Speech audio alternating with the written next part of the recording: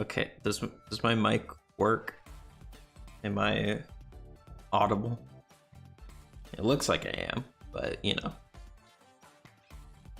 might as well make sure.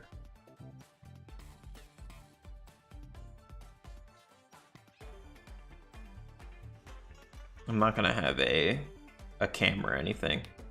I moved like over a month ago at this point, but I still don't have everything set up because I don't even have I've just been on a card table, but I got my mic out, so that's nice.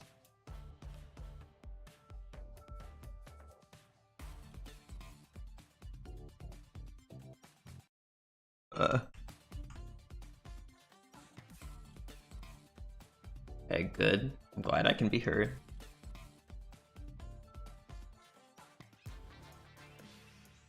I think no matter what you think about the Street Fighter 6 soundtrack, some people think it's good, some people think it sucks.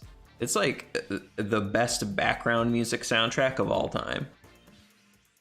I get a lot of people like it because, admittedly, it's not crazy exciting. It's a pretty low-key soundtrack overall. But if it isn't the video essay soundtrack for the rest of time, you gotta give it that.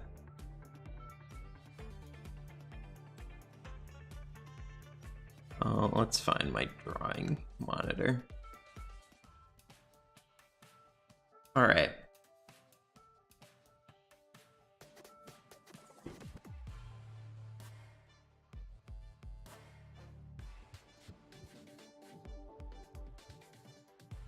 So for this, I don't have super clear ideas of exactly what I'm gonna say or what I'm gonna do, but I've had people ask me recently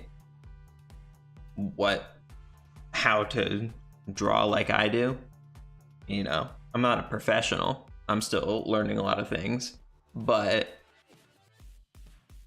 you know, if people want to know how to draw, I can tell you the things that I'm confident, the philosophies that I use to draw.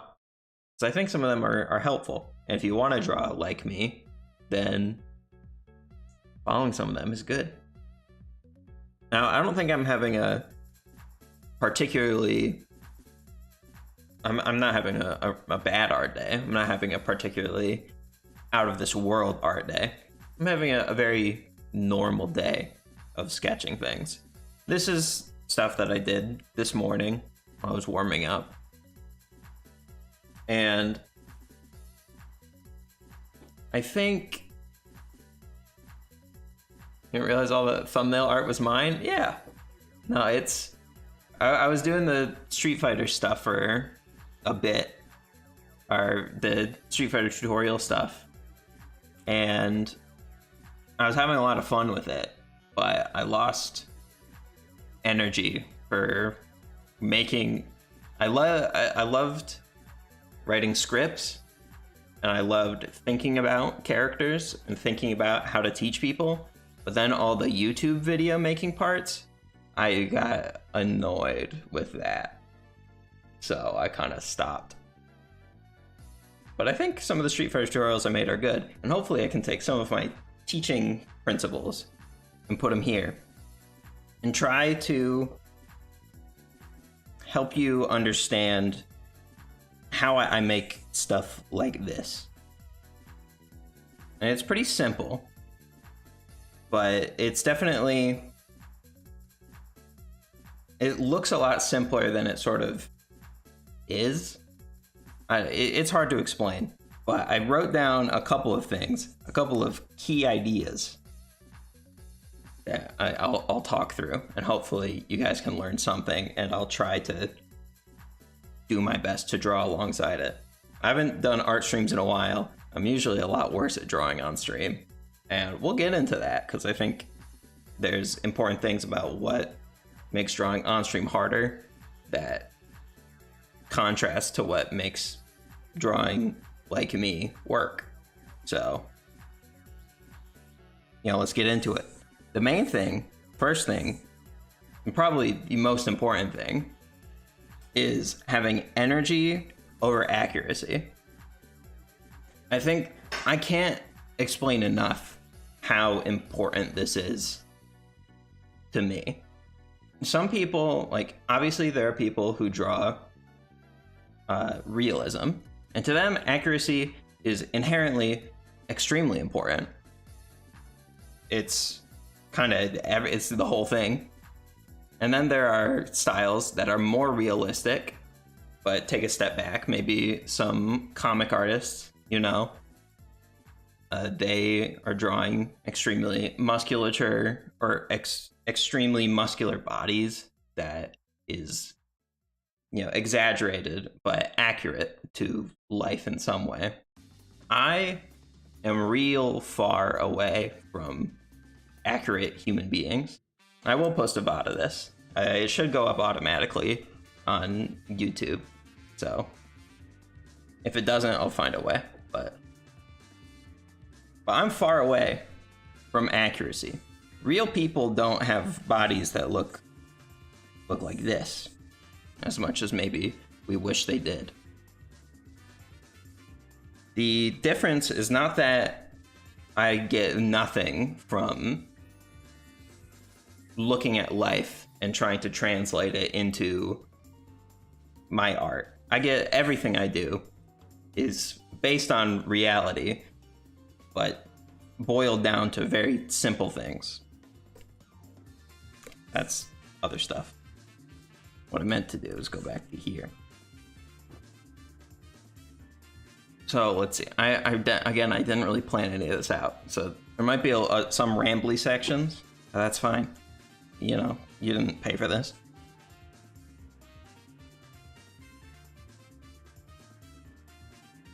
Let's see. So I think big areas just in these sketches from this morning that show off things not being accurate, like this character here.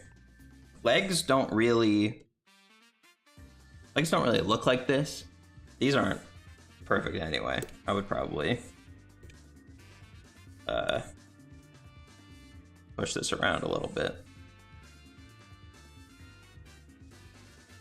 Still, that didn't make it look like a real human being's legs, but they're based on a person's legs. You want the energy of legs more than you want it to look like what a leg does. Here, I'll find a picture of someone's legs. Let's see.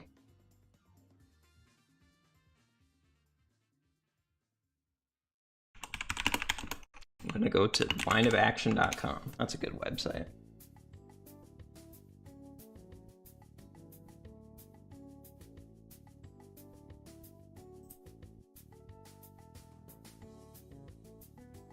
Okay. Let me snipping tool this.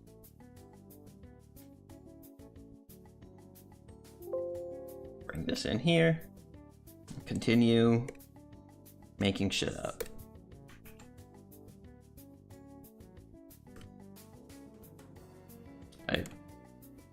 There it is. Okay, here's a person, a model on lineofaction.com, which is a wonderful, wonderful resource to do figure drawing. This is, they have a ton of models. You just choose the time interval and what kind of models that you want to see, and they'll show you stuff. It's simple, but it works really well. I can link it in the description of the VOD of this if anyone is interested.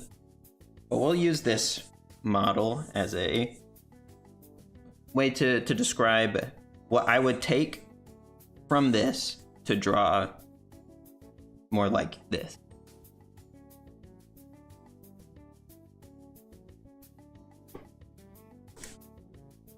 So let's see, if we're talking about the legs earlier, talking about these weird shapes that she's got going on here. this lady, her legs, you know, she's normal people legs. What would I take from this to make something in my style? Well, I don't want, you see, if we go in close, you could see there's this curve here coming out of her shorts. And then there's a little curve here. And we can go down, then it bumps down. There's another little bump from the knee. We can circle around. There's sort of little tiny bumps throughout all that. Those little tiny bumps, we actually don't care about those. Because little bumps, those don't get energy across. And trying to focus on them is actually just going to take away energy that your art might have otherwise. What you want is the whole shape. Like this, there's a little curve and a little curve. But what we want here, just think of that as a straight line, because there's little curves all the way through this, but they don't really matter because this side, this is a definite curve. So this is our straight side, because what you want to do more than anything when you're drawing bodies or drawing anything is you're not designing a body, you're designing shapes that come together to make a body. So you want to be thinking about principles of what makes interesting shape design. And one of the most prominent and simple aspects of shape design that you can find is straights versus curves. Essentially just, you don't want everything to just be straight lines leading into straight lines, leading into straight lines. Sometimes you kind of do, but it depends. Not everything in art is absolutes. This is just, and I don't know how to explain all this, but I'm doing my best.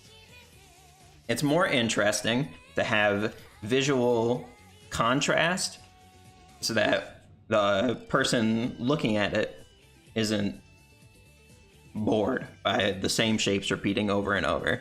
You know, everything being soft or everything being rigid.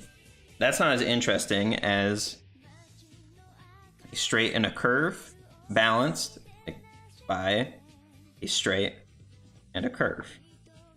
And this kind of comes together to make a, you know, the idea of a leg shape.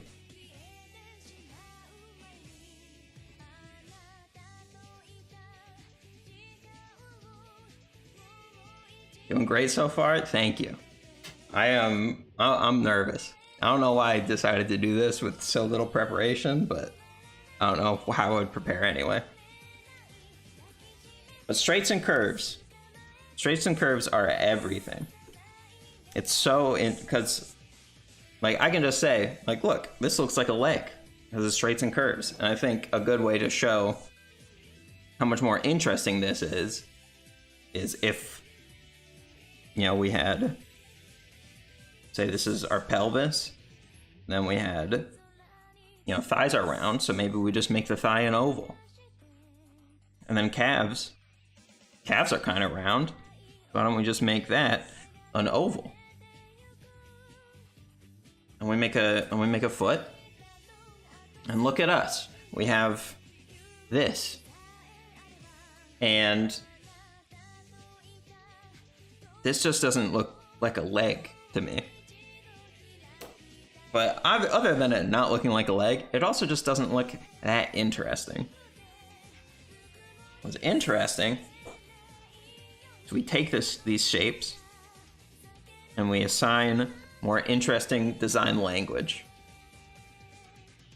We find a straight, we find a curve. And we can find it in this shape of an oval. You know, we can construct more interesting shapes from more boring shapes. Then we'll use this as a curve. Now this is a weird leg, but it's definitely more interesting than the two ovals.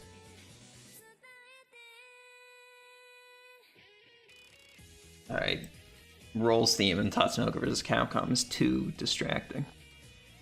I'll play Marvel 2 credits. I like this song. Well, look how much more interesting this is. And you can find this in my other work, my other sketches and stuff. I try to use it a lot. You see how on this character here, just in the hips, we have this side is a curve. It's a nice curve. And this is technically a curve, but it's pretty much straight. And not every straight has to be exactly straight, as long as it's, you know, this looks like a curve, but then if we compare it to this is basically a straight line. So not everything, again, is an absolutes. Look, on this character's hips, this side is clearly a curve, and this side is pretty much two straight lines. And what that does, I don't know exactly what it does, technically, but to me, it gives a little more dimension to the character immediately. It gives them a way that they are going, that they're flowing. And also, it creates this side, which is a little bit more boring. It's just a curve, which is good, because it makes this side more exciting. And it's good to have boring sides and exciting sides, because again, it creates more visual distinction and contrast. Contrast is everything. There's a picture I really like. Let me find it. This is where a good place to be prepared would be.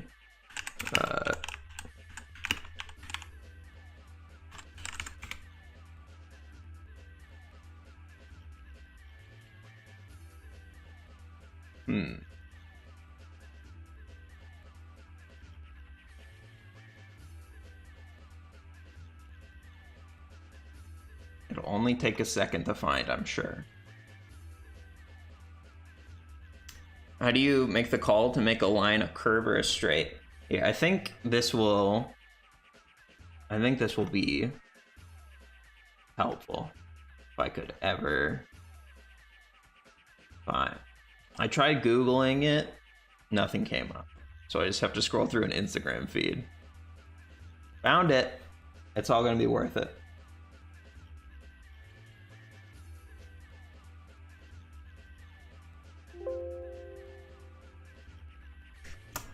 All right, I got my pen.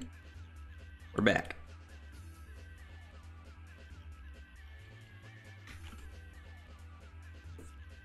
Oh yeah, this is a drawing of Evelyn from League of Legends, drawn by a fantastic artist, one of my art inspirations for sure, Jackie Droujko. I think that's how you spell her name, Droujko.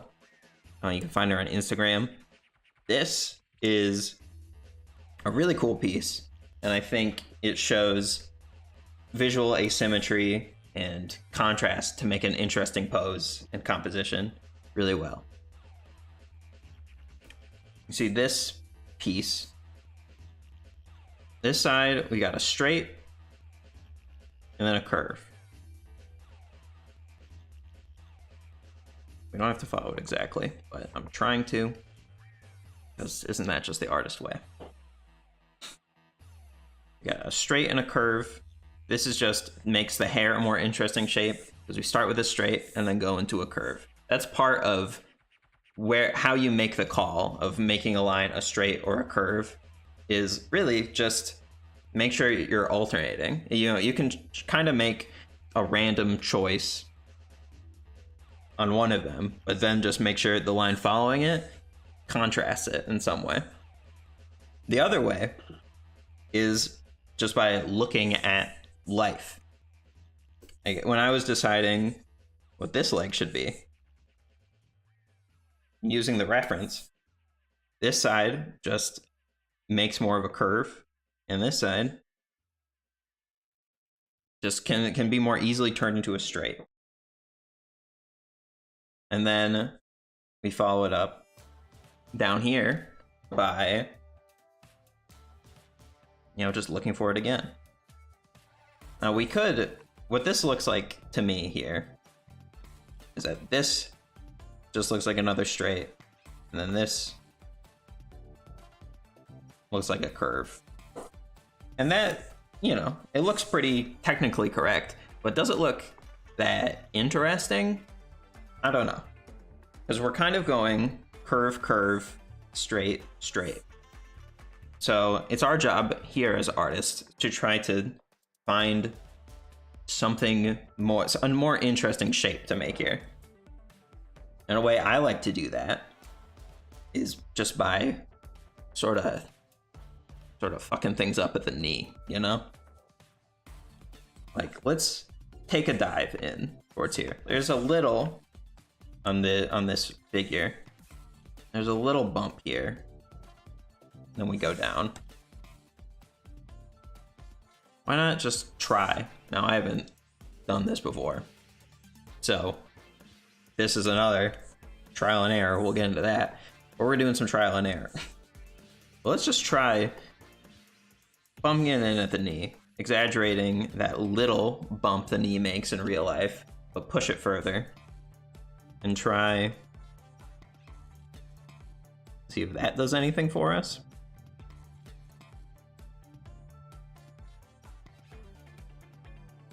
Now, is that interesting? I don't know. It's weird looking.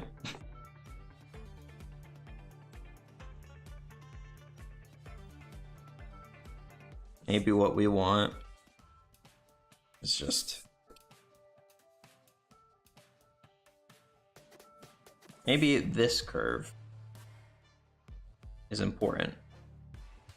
We want to make sure we get that in there, and we get this straight.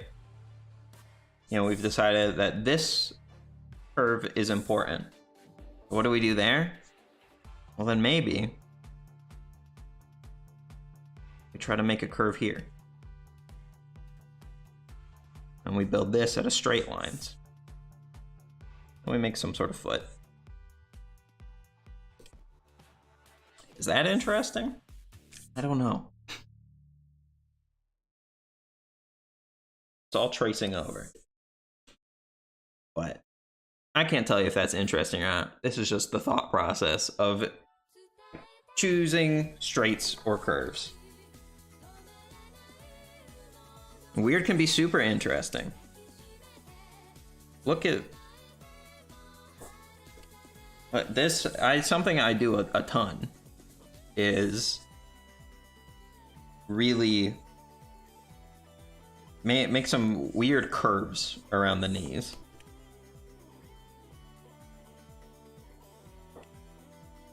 Like, we can see from the reference here. Maybe we just have to move away from the reference a little bit. But we'll try to get something from it. We can get a line here. Get a curve here. That's a good start. And then maybe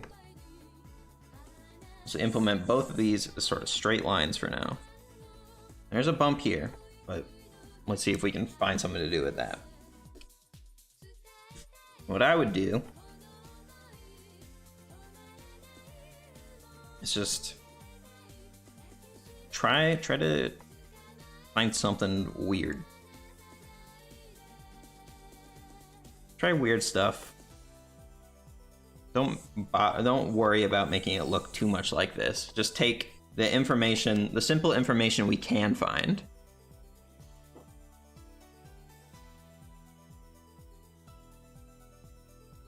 So let's take a basic idea of her body. Find sort of a midpoint. And we take first thigh. And this is a shape I find myself going to a lot, of just putting a thigh in front, putting the other behind it. But then we gotta find out what to do with this other leg.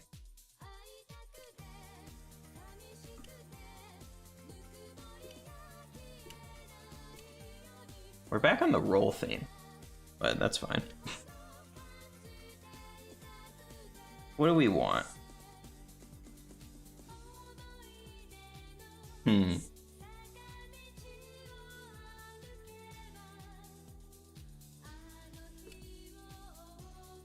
I think go a little shallower with this side. And I think even though it's not really what the reference looks like, I think we can pop this side out more. Because there's a little thing of the body, this hip is popping out a little bit more. She's leaning a little bit to this side. The body is sort of curving like that. We can exaggerate that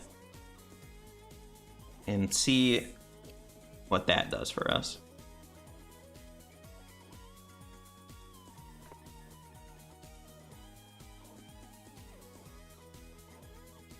Now here, when I'm sketching, I'm using a lot of pretty straight lines.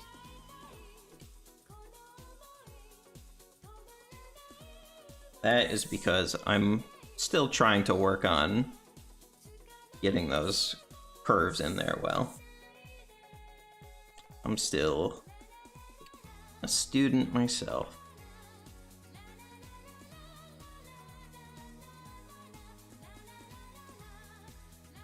But we'll just say there's a knee here. We'll try to loop it down with something a little gentle like that.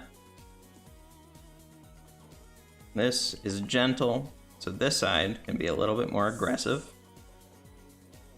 And I like to, we'll find the back leg, because this is the leg that the weight is on. It's structural.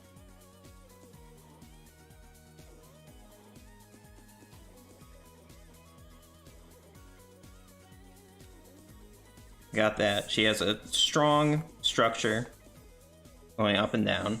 Now this other leg, one that has a little bend. The important thing is the foot coming along this way.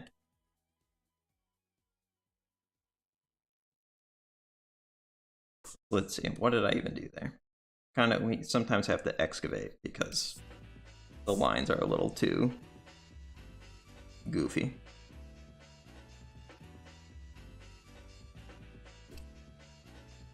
And here, do we like this? This might be something. If we push it a little further this way.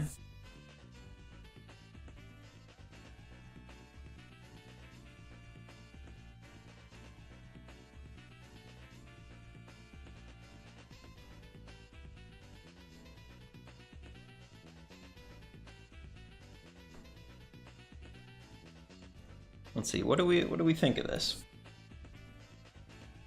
I think it could be better, but I think we know what to do here. This is pretty much a straight line into a curve. It all follows one continuous curve here. Sometimes that's good, but this leg is jutting out.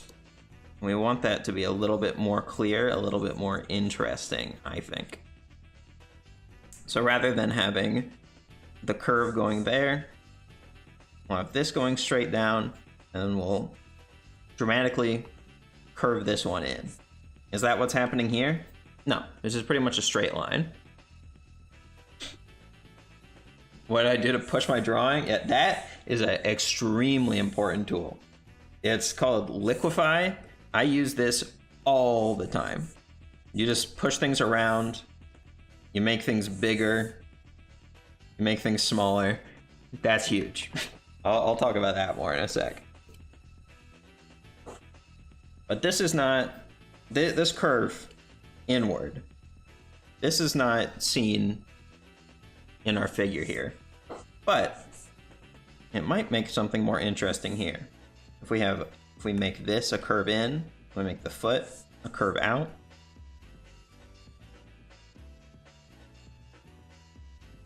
and we let this taper down along with it.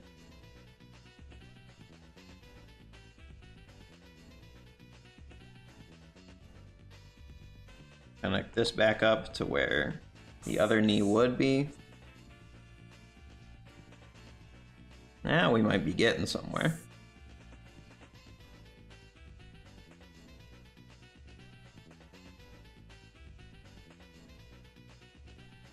Yeah, I think that is definitely the most interesting version of this that we've created so far.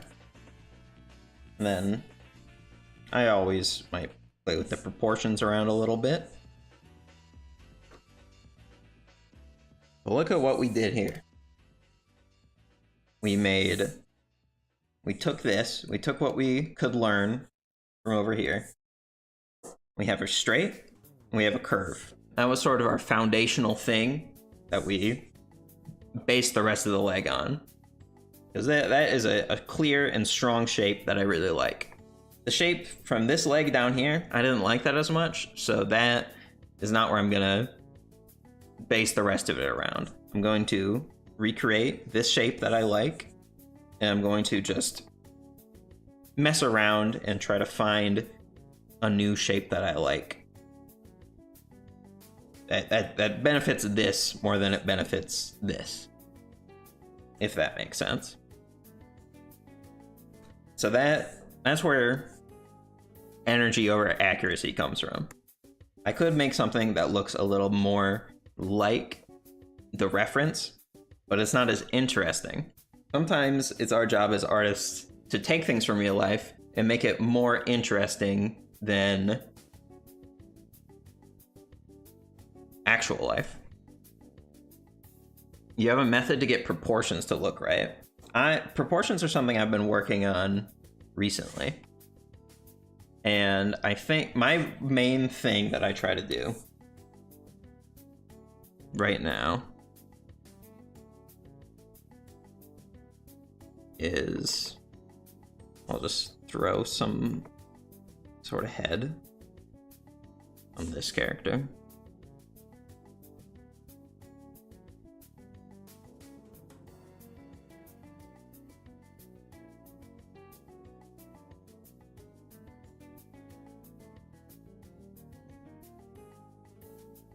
Maybe she looks a little funky, but that's fine. Just gonna move this eye to the side and see it. Oh my goodness. Sure, that looks fine. She doesn't need a nose. But this character, at a glance, does not seem proportionally accurate to me.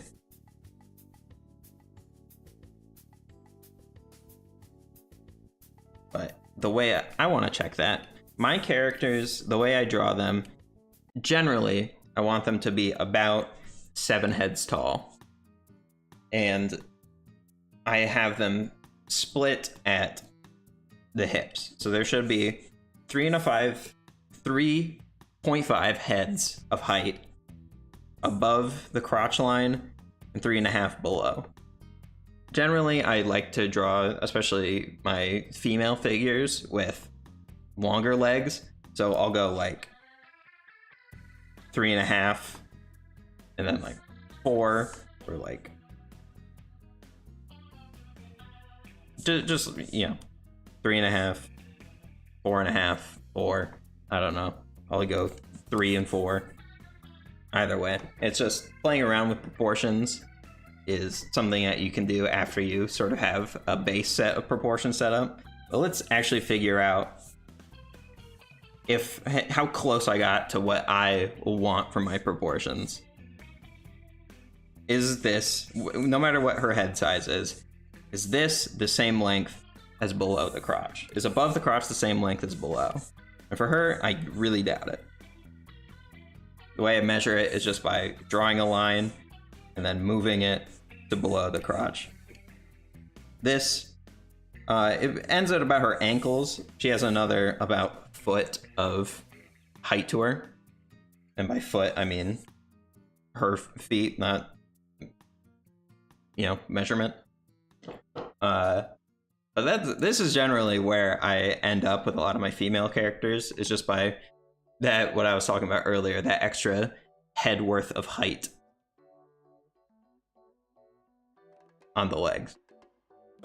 But if I wanted to get her more to that 7 head or half and half proportions, then I'd probably just grab the liquefy tool, because this is just a sketch, and just sort of push it. Is it all messy? Yeah. And is anything correct now? Maybe it's a little closer, maybe it's not.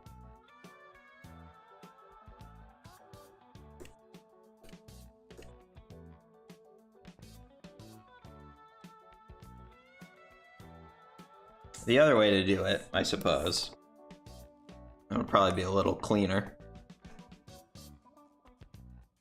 You can also, in Clip Studio, you can just select it, and then you can click Free Transform over here. And then I probably should have just done this. I'll just measure it.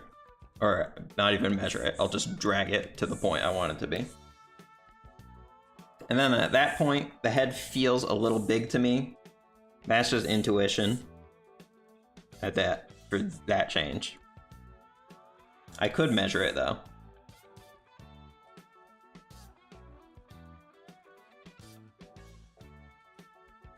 But now we have a character that's pretty much equal height from above the crotch to below the crotch, more or less. That's, I think, a simple way of trying to measure your characters. Over here. This is just in some of my notes that I took the other day. I really liked the proportions and style from this drawing I saw on Twitter from Cherry Sorio. So I wanted to try to figure the proportions out a little bit. You had to estimate where the crotch was, but you can pretty much find a way.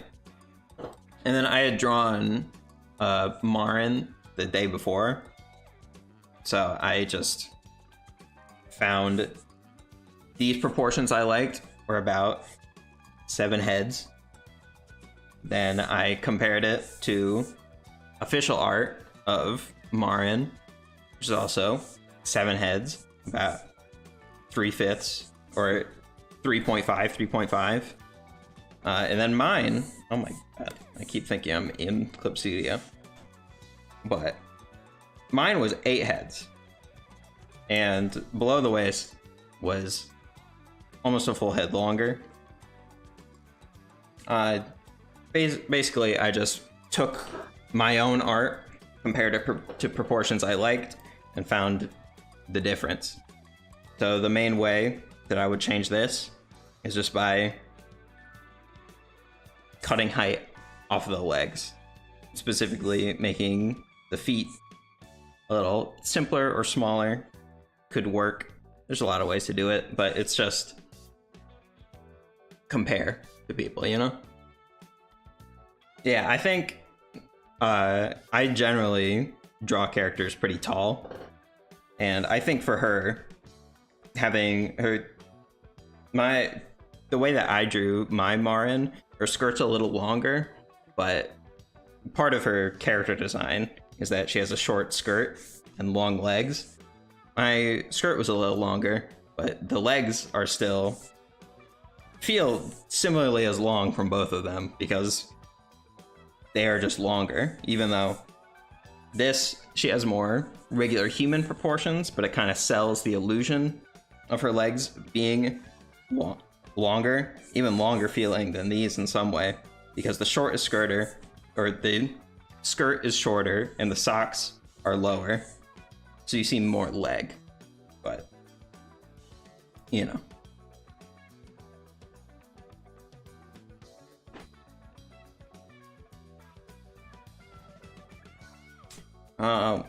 Okay, now what the hell am I talking about now?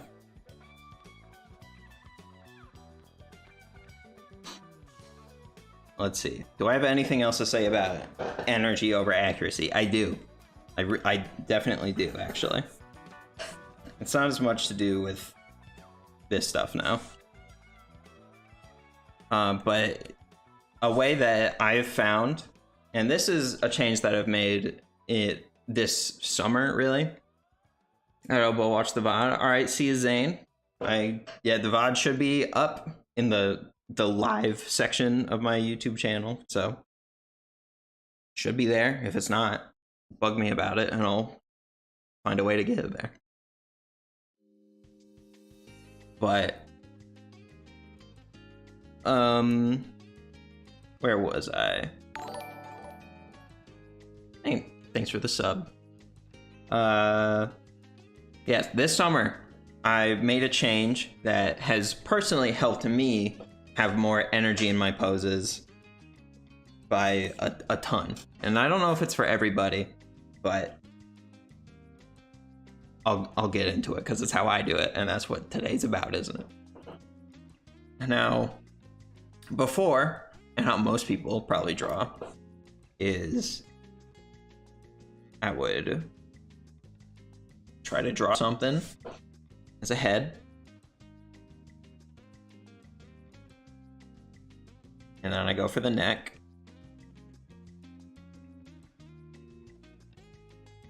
and I try to draw the torso, a couple of parts, and we got legs, we got arms. This is quick, and but you know, obviously I'm not trying to make something crazy here, but just an example of I just basically went top to bottom. But I don't think that is the best way to go about it. I don't think going one at a time is a good way to have energy. Like if we tried to draw this pose up here from top to bottom, you know, we'd have to think more about the whole. Well, it's harder to keep the flow of the body if you're drawing one piece at a time. So what I do now, and it's personally changed things for me, I'm gonna take a drink of water while you sit in suspense.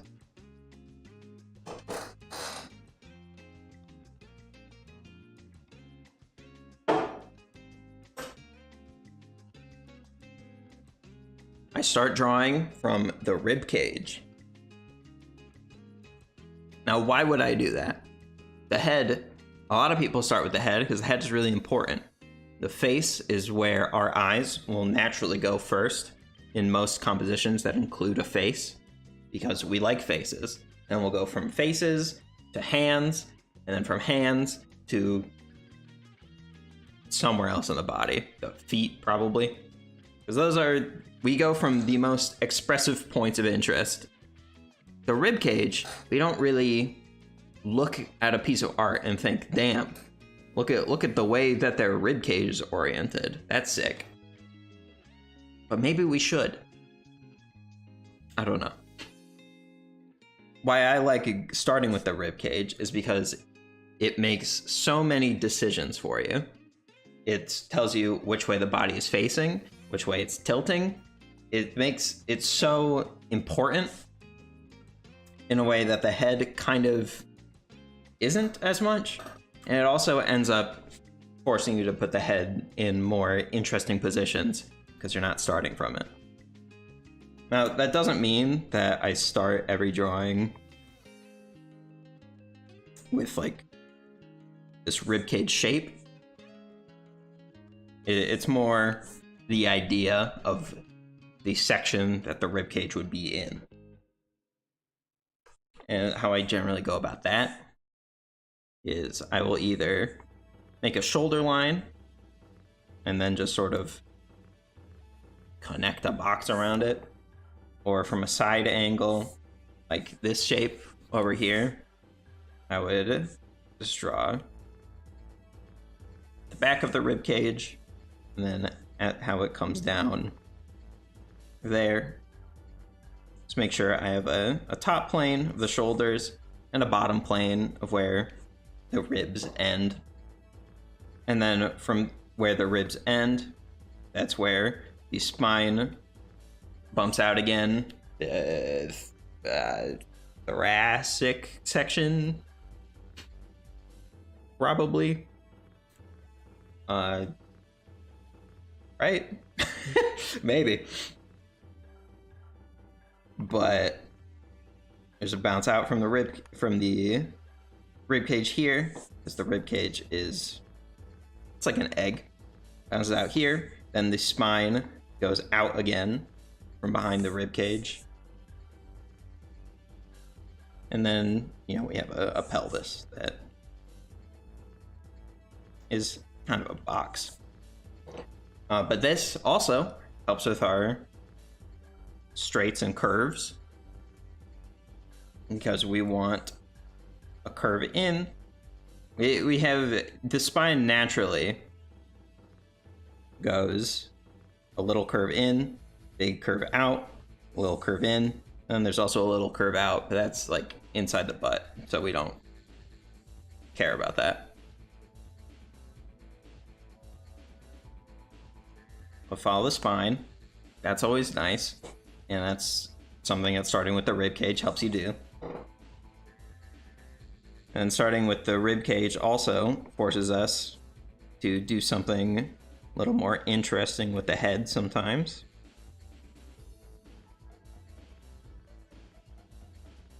Like this, I'm not doing exactly. I'm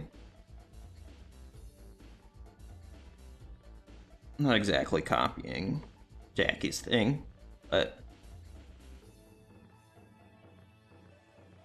look, now we have sort of a upwards angle to the head.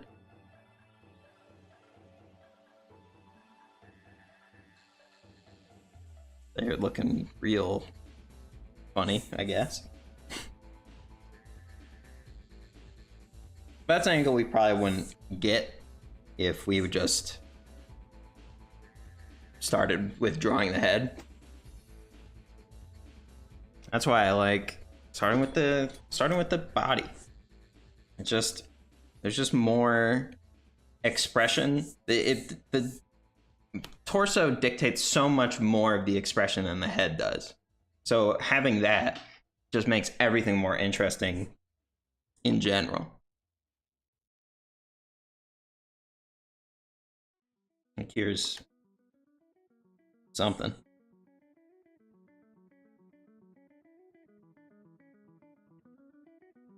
How is this body even coming together? I don't know. But it just sort of is. And then, you know, maybe the torso is forward here. And the neck is just coming out like this. Then the head is probably in front of things here. And we know what's going on with the structure in the background, so we can just ignore that.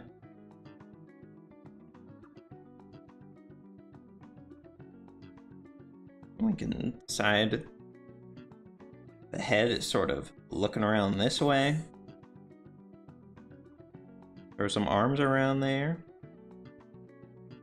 Big claw hands.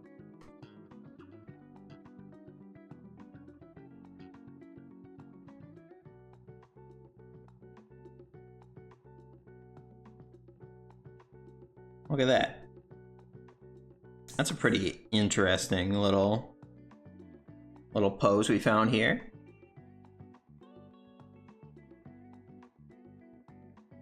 Boom, and then, you know, maybe we could add demon horns from that. Little tail. Little wings. Look, and now we've made a character. And I didn't have any idea of what that character was gonna be. I just drew, basically, a tapered rectangle. I decided that's a rib cage. And then I found a character off of that. Look, we've got a butt. Got the neck coming up. And the head's here. We'll decide on some shoulders.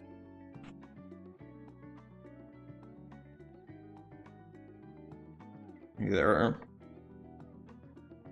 holding their head in their hands. Boom, look at that. That's something. It's all just starting with our little tapered rectangle and making some decisions off of that. The way that you do that from reference is similar to what we were doing before when we were making this figure over here. It's just, let's look at her rib cage. Here's shoulder line. That's not really the rib cage. That's what sits on top of it. Are the clavicles, which are very, very important. But I kind of group them all together because I'm a cartoonist. I'm simplifying things. So we just have this line where the shoulder or the collarbones are, which also is sort of our shoulder line. And we just bring it in to where the rib cage is ending. And usually on skinnier figures especially, you can kind of see at least idea of the bony landmark that comes out from it. This seems to be where her, what is it, thoracic arch is. I don't know if that's true. I'm saying a lot of anatomy words, but go watch Proko's anatomy course if you want accurate things. I might be saying the wrong words. But we'll just decide this is our bony landmark of where the ribcage is ending. So look, that's our, I keep saying ribcage, but really it's just upper torso. That's our upper torso shape. And look at that. Pretty much the same. This, in the reality, the shape is a little bit wider, coming out a little more. This is thinner, but if I was drawing the arms, you know, maybe that makes me bring out the torso a bit more. Have a little bit more substance. But I draw things pretty skinny anyway. That's just the way I go in stylizing things. Anything else about energy? I don't think so, specifically. To sum up my ideas about drawing with energy over drawing accurately, it's start with the torso. Start with the torso. It's create interesting shapes by thinking about straights versus curves, big versus small. Just make sure that you're not repeating shapes over and over, that the angles are different and varied all the time. You don't want just a square, you want this or tapered rectangle thing. Just start with the body. Try to make interesting shapes more than you want to make accurate shapes. And I think if you do both of those, you'll be well on your way to drawing a little bit more like how I do. Now this, my second key idea here, is going to be a lot simpler to talk about, I think, than the first one, because I've been doing it already. This whole thing is a trial and error teaching that I'm trying to do. Everything has been trial and error. This, when I was working on finding the leg shape here, that was all trial and error. I found this that I liked. I even tried messing around with it, switching it up. But I found this shape that I liked, and then we just tried a few things and ended up with these legs that I think are interesting and fun. And that's what it's all about. It's just, don't get hooked on an idea. Instead, just keep doing things until you find something that's fun. If you're trying to draw from reference, and you find an area that is like not super, it's just not bringing you life, then just keep trying different things. And I'd say if you try like 3 or 4 different ways of drawing this leg and it's not working, go work on another part of the body. Go work on the arms, work on the face, work on the whatever. Just go work on something else, because it's not really about the details. It's not about getting everything to look perfect. You don't want everything to look exactly right, you know?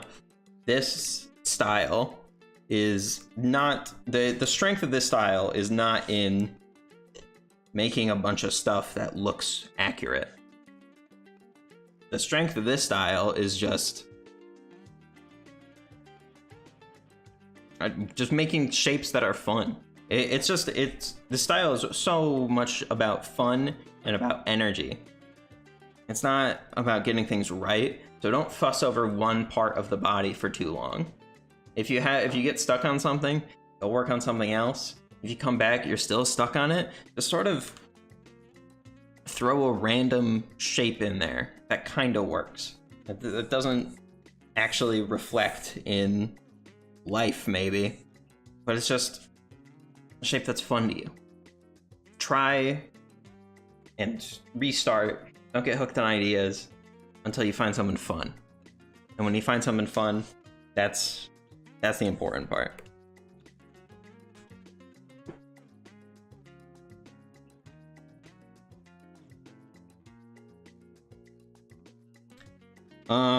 Okay.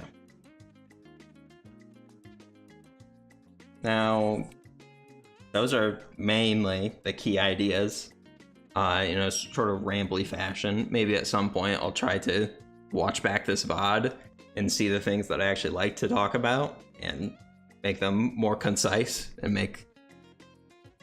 I could make like a real video, put that together. That'd probably be nice. But for now, those are generally the key ideas. And then I do also want to talk a little bit about some mistakes that I have made. They aren't necessarily things that everyone does wrong or things that are necessarily wrong in the first place, but they're things that I had to fix about me to draw like I do now. So the first one I'll get into after I get another drink of water.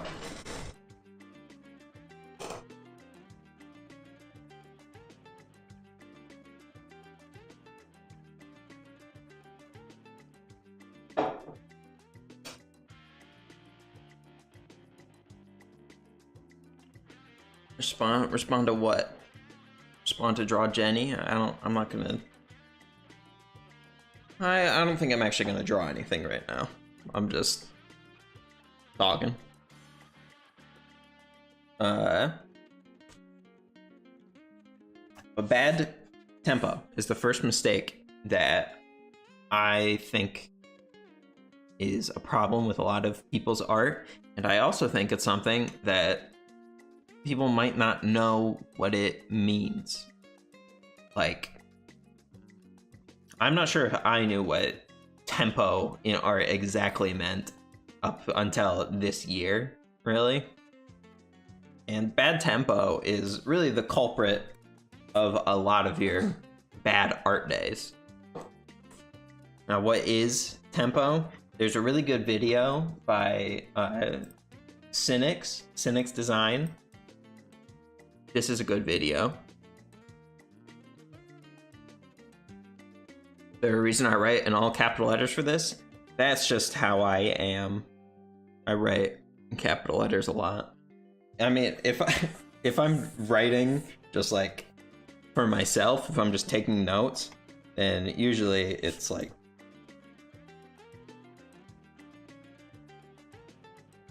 so going a little slower and a little clearer is probably good for everyone involved. But this Cynics video, tempo, the overlook key to improving in art. This video helped me a ton when I saw it. So what tempo is it's basically the rhythm that you draw at. It's not that complicated when you get into it, but it's kind of a weird concept to try to get into your head. It's the having a flow to your art, being in the flow state of being able to draw these big swooping shapes and then going in on the smaller details and then going back into the big shapes again. It's this speed that you're drawing, this ebb and flow. I don't know. I don't know how to explain this. I'm not a professional. Go watch. I'll also link this in the description of the VOD. Cynics Designs video about tempo. You will learn a lot. He has exercises there that'll help you just get to a better speed of drawing.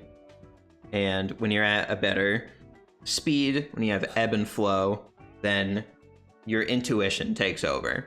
And when you are intuitively drawing things, it's a lot better than trying to make something that like just looks good. Which is why my second biggest common mistake is just trying too hard. Sitting down and thinking, today I'm going to make a great drawing.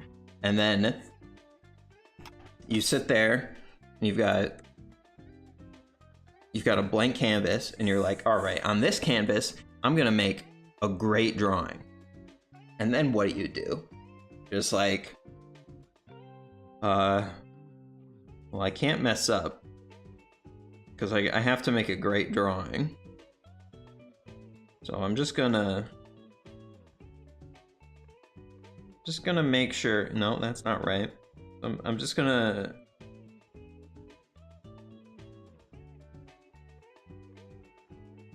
now look at you, what are you doing? You're not accomplishing much because you're just thinking too hard about it. Trying hard is good, but you need to trick your brain at least into not wanting to make good stuff. You just want to flow. You just want to put lines on paper. When you put lines on paper, you just will end up with stuff that is energetic and is fun.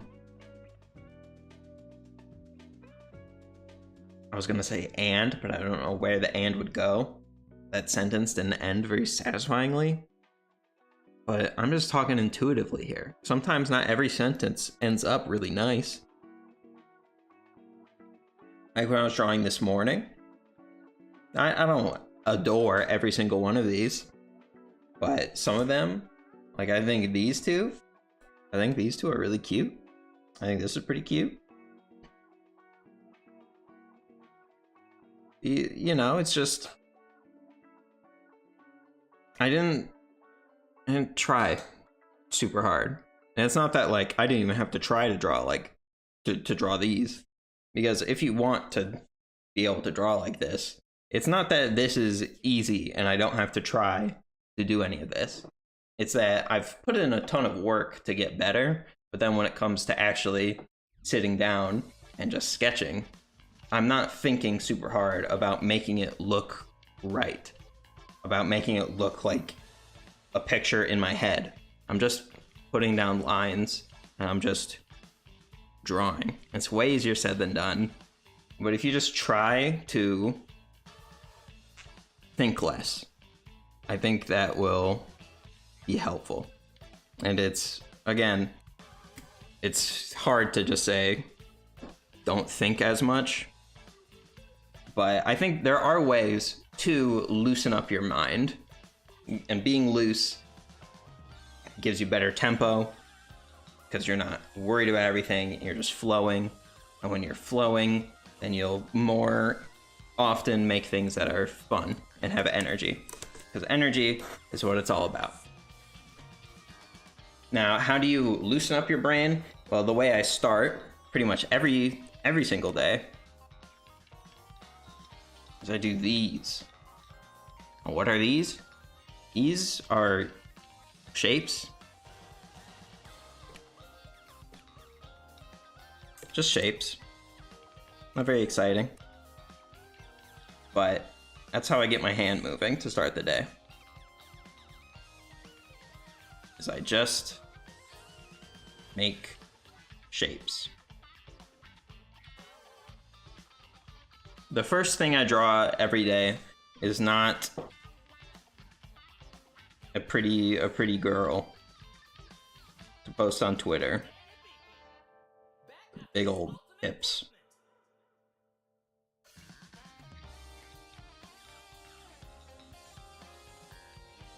There she is.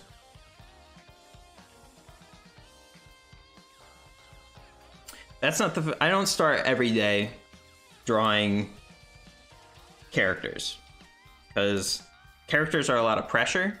It's easier to get things wrong with characters. And when you're warming up, you don't want to be able to get things wrong. So what do? You just draw things that are easy. I start by just drawing cubes or rectangular prisms, whatever. And why do I do that? It gets me thinking a little three-dimensionally. It's probably a good exercise to think three-dimensionally. It's definitely a good exercise to try to have a consistent shape and move it around in a 3D space. That is a very good tool to get better at. But mostly it's just because I think it's kind of fun to draw little cubes or little cylinders. It's kind of fun. It's not super repetitive because you get to draw from a bunch of different angles. But I can't really get it wrong. Like this, there's lines bouncing out all over the place. They're not perfect, but they're not wrong. It's just like, it's a cube. Well, I'm not gonna post this on the internet for people to look at. No one's gonna be like, oh damn, these are really good cubes. And if I draw bad ones, no one's gonna be like, damn, these are really bad cubes. They're just cubes. There's no pressure on me when I'm drawing them. I'm just doing it. And that's a good way to get started, because it gets your brain in the mood of just drawing, not drawing things good, not drawing things bad, just drawing. And I keep saying and. I need to figure out when I'm gonna end a sentence and just end it, but I'm not doing that right now. If you don't want to draw cubes, or maybe you have a hard time drawing cubes, or maybe you're bored drawing cubes, you could also just make circles. You could make spirals. Cynic's design, I know, he starts every drawing session with a spiral. You could just do a thing called automatic drawing, which is a very good exercise that I think you all should try to implement in your drawing routines. Automatic drawing is just trying to empty your brain, have a loose mind, and not think about the lines that you're putting on the canvas. There's no planning, there's no thoughts in any of this. It's just flow of consciousness. So I am emptying my brain and just have my hand on the canvas, and it just moves. That's good. It's a very good thing to do, because all of this, whether you're drawing cubes or you're drawing nothing, you're training your brain to care a little less, to think about things a little less, and instead just draw, just make art. And that's the best. That is the best state you can be in, is to just not care that much. It's hard, because if you're like me, we care a lot. We really, really, really care about art. But we gotta trick our brains into thinking that we don't, so that we can make better stuff by caring a little less. And once you have a good sketch out, then maybe you can start caring a bit more and clean it up. And when you get into coloring, throw out your ideas of caring more and just get back to your principles of just trial and error and energy.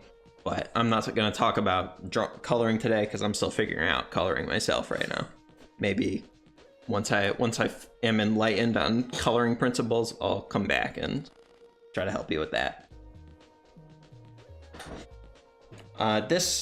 These are very similar, and this is also really similar to this. I think a lot of newer artists, or artists who have been drawing for 10 years or 20 years, often people are really annoyed by not having a style, or they're demotivated because they don't have a style. And that's what they want. They think that is the thing that will make your art good, is by having an art style that is your own, and that you draw with every time. And it's really hard to say style doesn't matter, which is something you might have heard from other artists. It's like, oh, art style doesn't matter, you just have to draw. It's hard to say that, because it kind of does matter. You know, having your own art style is fun, and it feels good. But the real thing is that you have an art style, no matter what. You do. No matter what I try to do, I will find artists that I like. I will put them in a peer ref document, and I'll look through them, and I'll have different days where I want to draw more like Ben Elvin, or I want to draw more like Pernil Orum. I've never pronounced that name out loud before.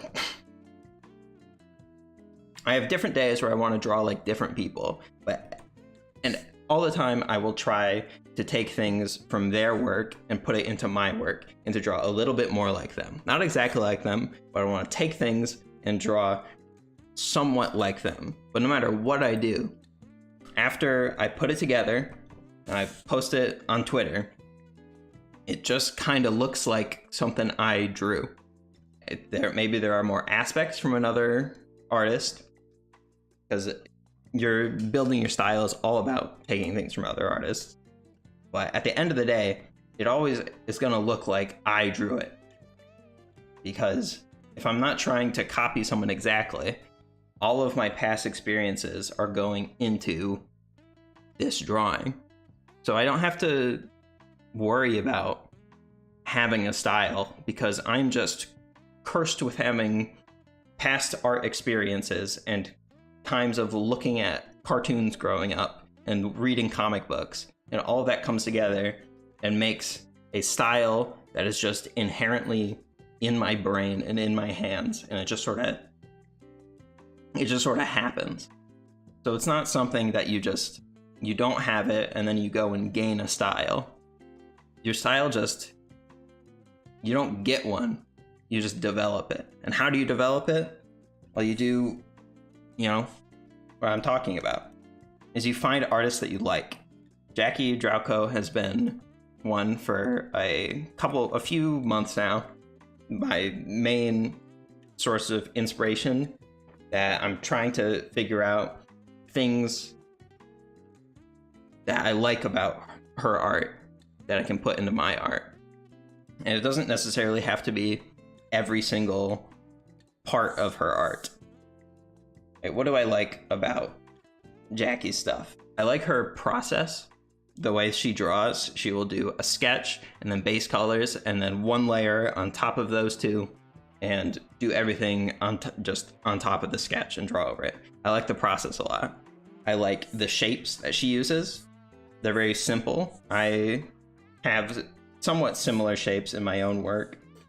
I don't think quite as successfully because Jackie's just been drawing for longer than I have. But I like the process. I like the shapes.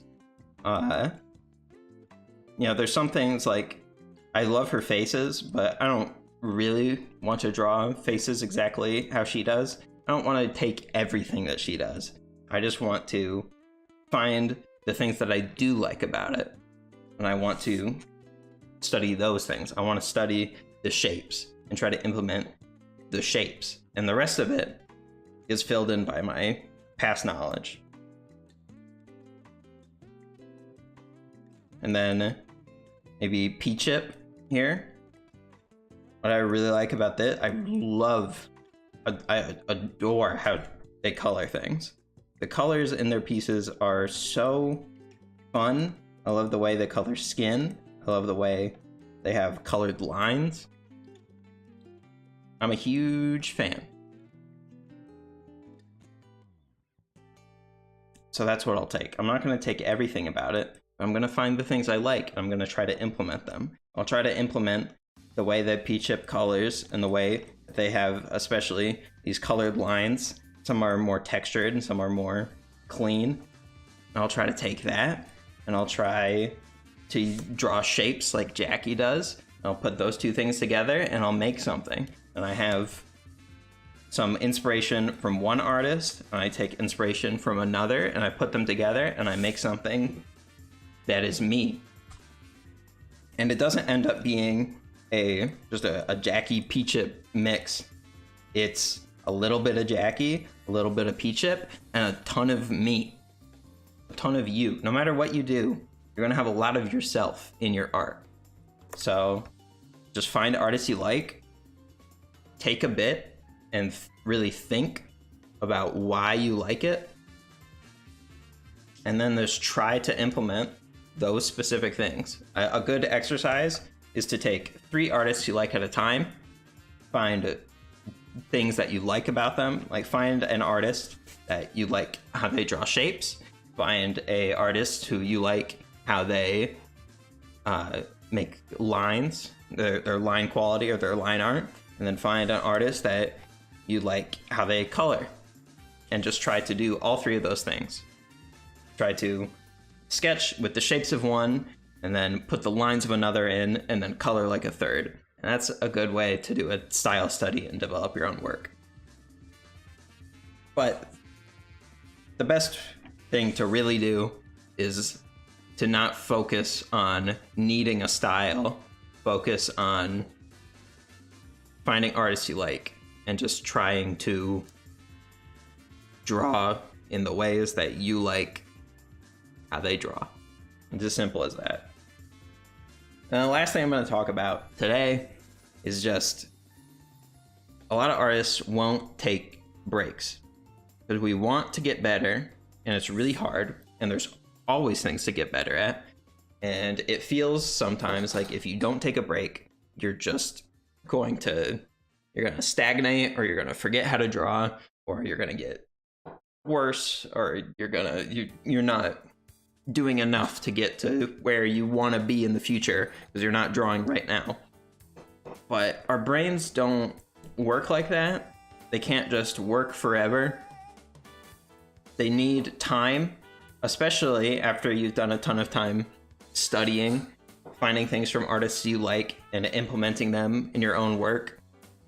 You're often going to watch a bunch of videos and do a bunch of studies and trace over other people's work and try to figure it out, and you're going to sit down to draw something yourself, and it's just not going to work. They're gonna be like, all I did was get worse at drawing.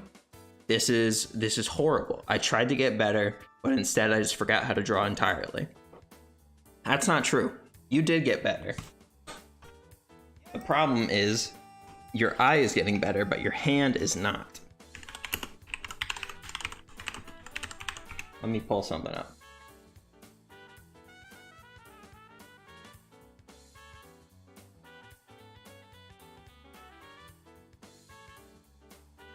When you are drawing, art is a cycle, as it says here. It says sometimes you draw really well, but sometimes you feel like you can't draw at all. In reality, you're always slowly improving. It's just a cycle of seeing versus drawing that makes you think you're doing worse. Understanding how this works can help an artist power through art blocks, for you are simply improving your ability to see and not get too cocky during art highs. This is such an important thing for me to have realized. The days that you feel like you can't draw and nothing's working and you feel like you forgot how to be an artist, that is just part of getting better. And it's really, if anything, it's a good sign. It's an annoying sign. No one is ever gonna argue otherwise, but it's good because it means you're getting better. As long as you keep drawing, you will get better. And as long as when you hit one of those moments where your skill at evaluating art is better than your skill at making it, and you feel like you're bad, as long as you keep going, you will get to another high where you like what you're making again. And then it keeps cycling back and forth. And it's kind of annoying, but it's good in the long run. Now, how I've said, as long as you keep going after one of those art block areas, you'll get better. But that doesn't mean right now. If you sit down to draw and it's just you're art blocked and nothing's working because your skill at evaluating art is higher than what you can do, the answer is not to draw for 10 hours that day until you power through and get good at making art again. The key on those days, a lot of the time, is just to stop and go do something else.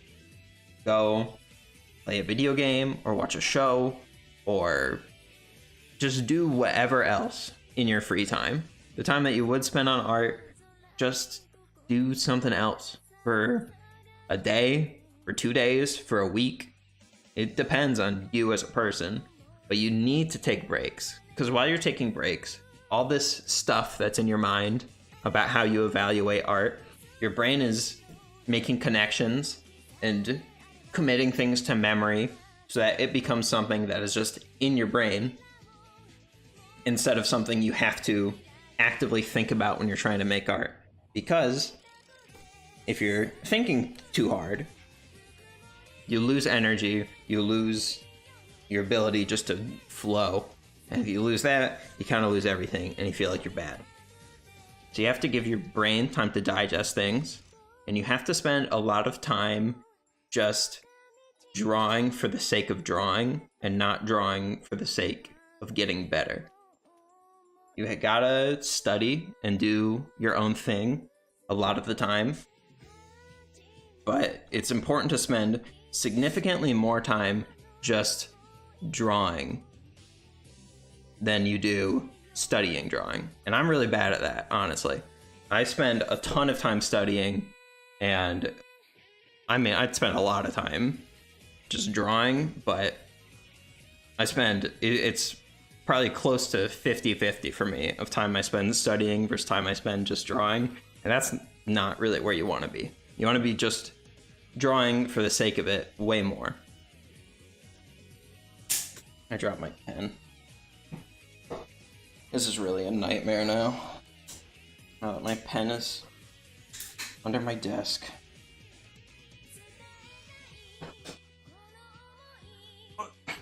I got it. Do I have anything else to say? I don't know. Does anyone have any questions for me, specifically? About whatever. I know most of this was less about specific art ideas to follow and more about philosophies that I think made me the artist that I am. But I think those are the most important things. I think how you think about art is the most important thing that goes into getting better and liking what you make. So take breaks, care about yourself, but don't care too much about every line that you draw. You want to just be in a flow state and be having fun. Do I just remember curves versus straights when I try to keep the gesture in a figure? Yeah, you pretty much, that is one of the big things to keep in mind, is when you're studying a figure and you're trying to keep gesture, I think keeping the rhythm of curves and straights is... Let me move this guy. Is like one of the biggest things. It's not, you don't have to get exactly everything exactly right, as I've said. But you want to find in the figure where there's important curves and where there's important straight lines. Maybe here. And as long as you keep those in mind and you keep a interesting rhythm going, I do think you will inherently end up with more energetic and gestural final products. There's a lot of great videos. That's something I can talk about. It's how many great resources there are for these things.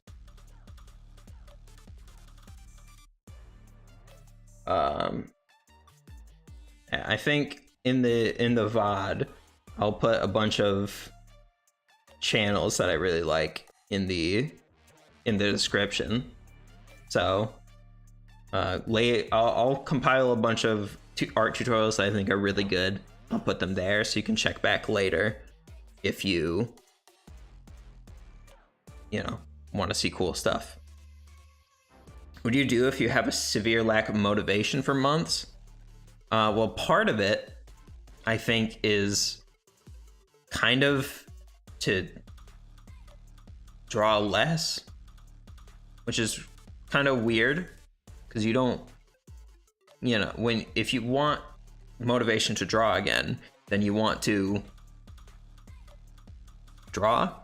But sometimes if your brain just really isn't in it, then just letting your brain not do it is a pretty decent strategy. But if you the problem then becomes, what if you just don't start again? That's a problem. You give yourself a break and then you come back, but it's just still not doing it. Then I think your next goal should be just trying something really different. Is if you're a digital artist and you lose all your motivation, then come back and try a super different art. Like if you draw like me and I lose all my motivation, then maybe what I do is I come back and I try to draw in a real different way, where I just put shapes together and I try and make a style, a lineless style, something.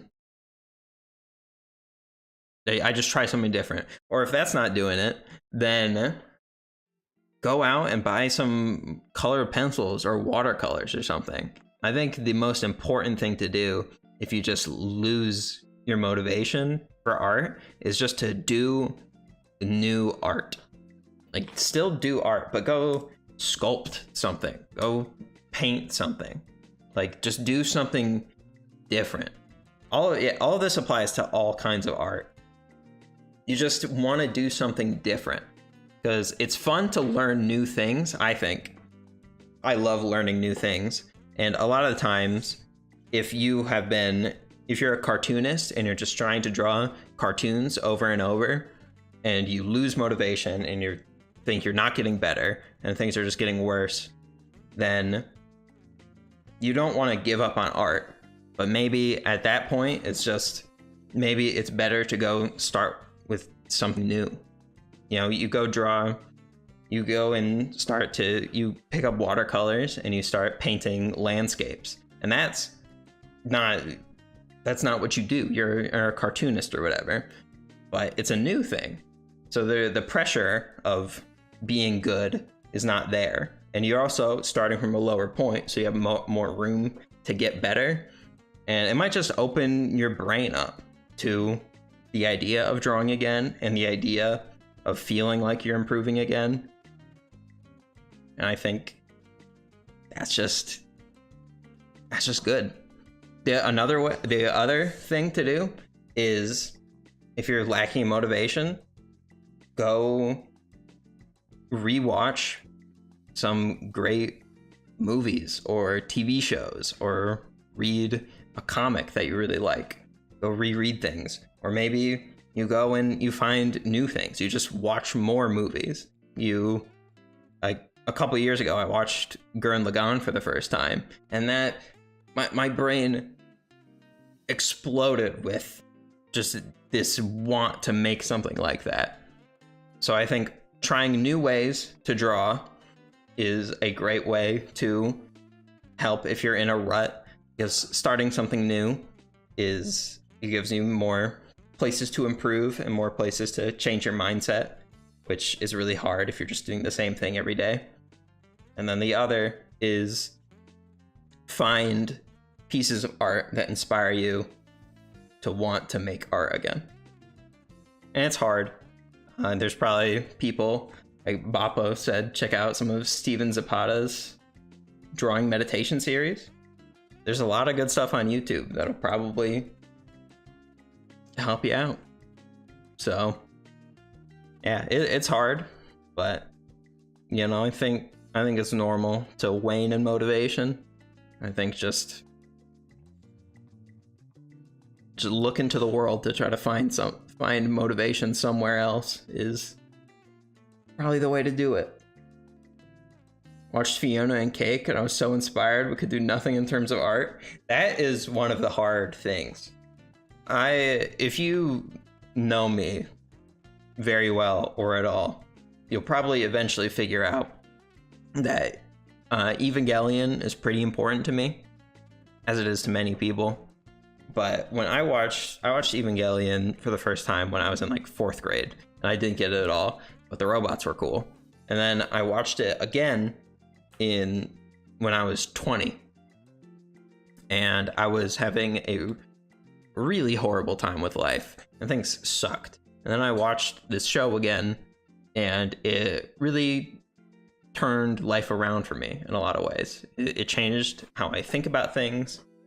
It made me a happier person, and it solidified in me that art was the thing I was going to do, because someday I wanted to make something like that could affect people in the way that Evangelion did for me. I, at that time, was really bad at drawing, and I couldn't hope to make something that made someone feel like Evangelion made me feel.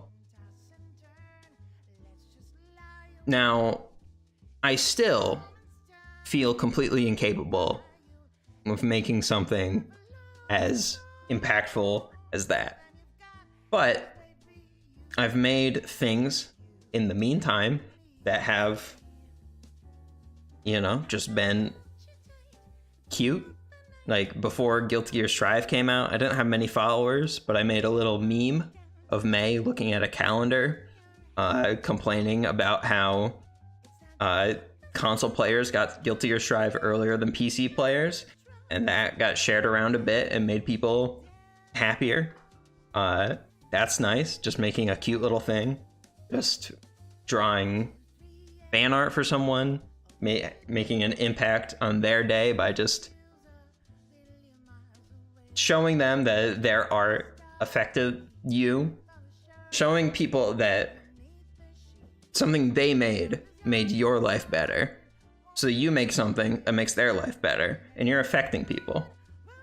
I think that is the key to being happier with stuff that you're making, is to not expect right away, at least, that you're going to make something akin to your favorite piece of art. You're not going to make Evangelion, and you're not going to make Adventure Time just on a whim. But if you can make something that makes an artist you like happy, or makes your friend happy, or makes you happy, you're affecting someone. And importantly, if you draw something for yourself that makes you happy, you are making a positive impact on the world, because you are important, and making a positive impact on yourself is a very, very worthwhile endeavor. And you should definitely draw to make yourself happy, because if you're making yourself happier, you are having a positive impact on the world. And that is my idea of why insignificant art doesn't exist. We can't make the most amazing thing in the world, but it's pretty damn amazing to make something that somebody else likes, or yourself. Because if somebody likes something, then that is positive.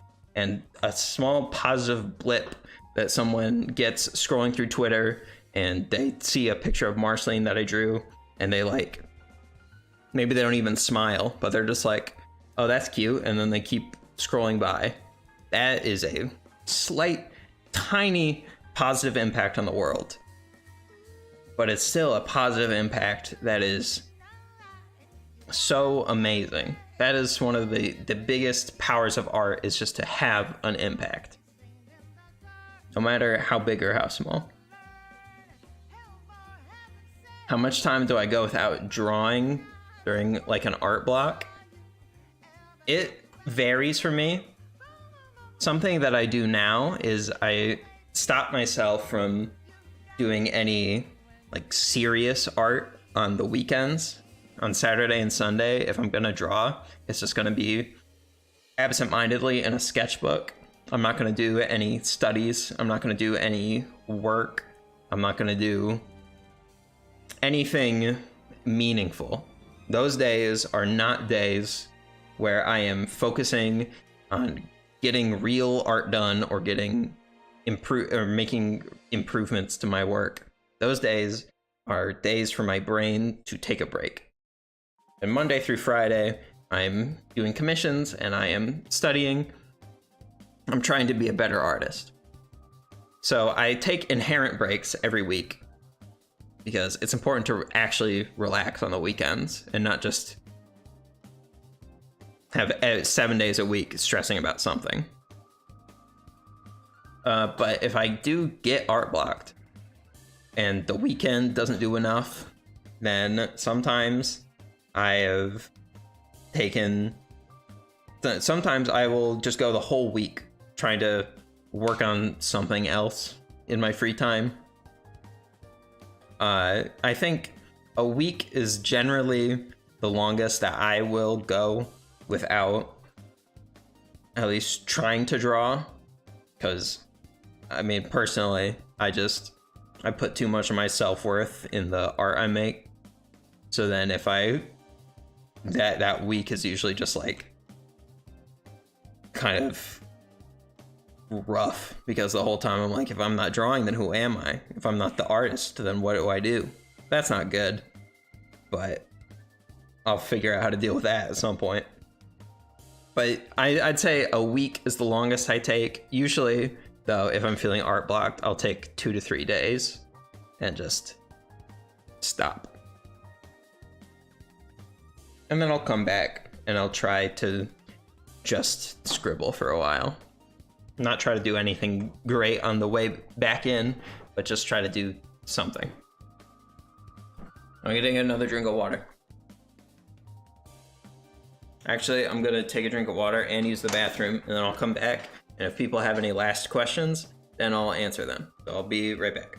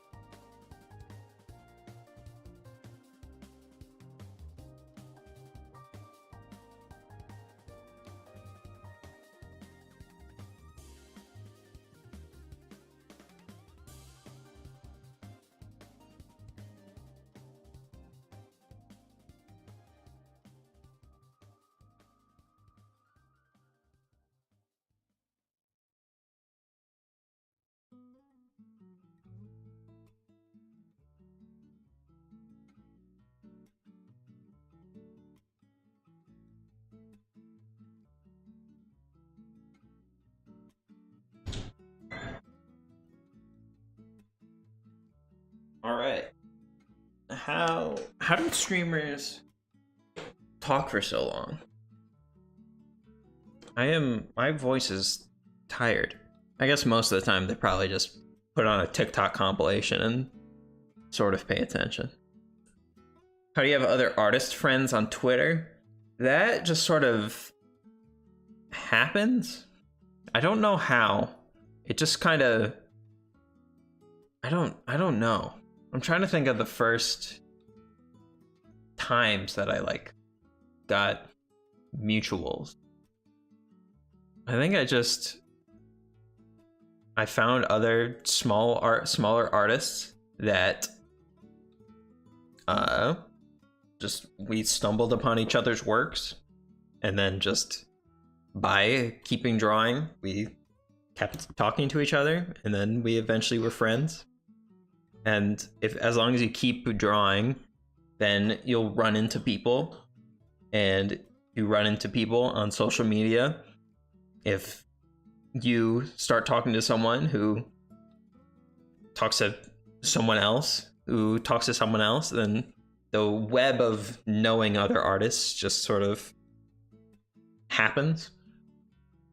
Other than that, I would, if you want community and artists, I would try to join bigger artists' discords, or just try to reach out to other smaller creators. The really big creators, they get a lot of messages and comments and stuff, so it might be a little harder to, get their attention. But just, I think, finding other people that are your size, I don't know, that just also want artist friends to talk to, it's a good way to do it. Just try talking to people. Yeah, I think you just put yourself out there and you try talking to artists, and then sometimes you keep talking to artists.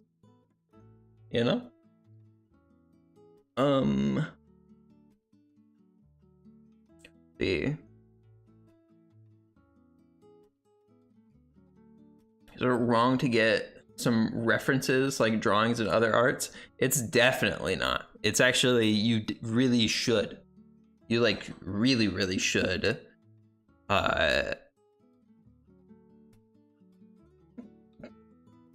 Copy. You should steal other people's art in a very specific way. don't trace over something and then post it. Don't obviously just take someone's art and then post it. But just for your own study time, taking a piece that you like this, Evelyn, taking this and then just tracing over it is a great way to study. It's like, here's a straight and here's a curve, and it's like, oh, how does she go about drawing the hand? See, we got an angle here, then it cuts in. We've got this sort of angle that the hand follows. What's the actual palm shape? Well, I guess it's sort of this tapered rectangle. Copying out, tracing over people's art is really good, as long as you are, just doing it and then being like, all right, I've learned something. That's not it. But trying to find shapes in people's art, trying to find their straights versus their curves, trying to find the shapes that they make with their lighting or how they do folds. Those are the important things that you get by tracing over people's work. And it's definitely a part of your study process that you should have. How to befriend me? That is frankly difficult, because the friends that I do have, like my friend Veronica in chat is an LP guy, can definitely attest I don't respond to people, including my actual friends. So it's not the easiest thing in the world to talk. I'm happy to talk to whoever, but whether I will respond or when I will respond it's a real toss-up, and that's just how I am. But if you want to ask me a question, then go ahead and ask me a question. I will answer it at some point, probably. Yeah, I'm pretty annoying.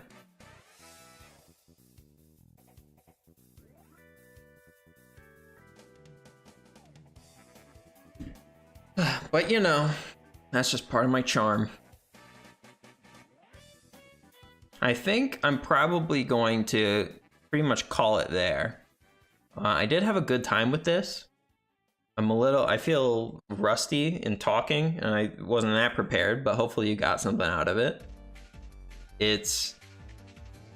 I think I will try, and whenever I have something to say, I think I'll do more streams like this, or just art streams in general. I do want to do it more. It's not something that I'm not really motivated to be a streamer, but I like doing stuff like this, and I like helping people, and I really like watching artists I like draw. So if you like me, then I'll try to draw more for you. But no schedule. It's just when I feel like it, for now at least. I'll do it. But yeah, I hope I helped in some way. Hope you guys have a good rest of your days, and well, we'll see you sometime. All right, bye.